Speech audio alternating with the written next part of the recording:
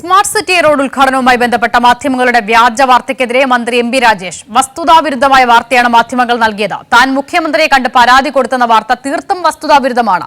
നിഷ്കളങ്കമായി കൊടുക്കുന്നതല്ല ഈ വാർത്തകളെന്നും ഇത്തരത്തിൽ വാർത്ത കൊടുക്കുന്നത് അന്യായമാണെന്നും മന്ത്രി പറഞ്ഞു. വസ്തുതാവിരുദ്ധമായ വാർത്ത രാവിലെ 2 ചാനലുകൾ കൊടുത്തു. പിന്നീട് ആ വസ്തുതാവിരുദ്ധ വാർത്ത മറ്റുള്ളവരും ആവർത്തിക്കുന്ന സ്ഥിതിയാണ് ഉണ്ടായത്. ആ വാർത്ത തീർത്തും അടിസ്ഥാനരഹിതമാണ്, വസ്തുതാവിരുദ്ധമാണ്. അത്തരം വാർത്തകൾ ഒരു അന്വേഷണവുമില്ലാതെ കൊടുക്കുന്നത് അങ്ങേയറ്റത്തെ അന്യായമാണ്. ഞാൻ മുഖ്യമന്ത്രിയെ കണ്ട് പരാതിപ്പെട്ടു എന്ന് തെറ്റായിട്ടുള്ള വാർത്തയാണ് വന്നത്. തീർത്തും അടിസ്ഥാനരഹിതമായിട്ടുള്ള കാര്യമാണ്. അങ്ങനെ ഒരു കാര്യമേ ഉണ്ടായിട്ടില്ല.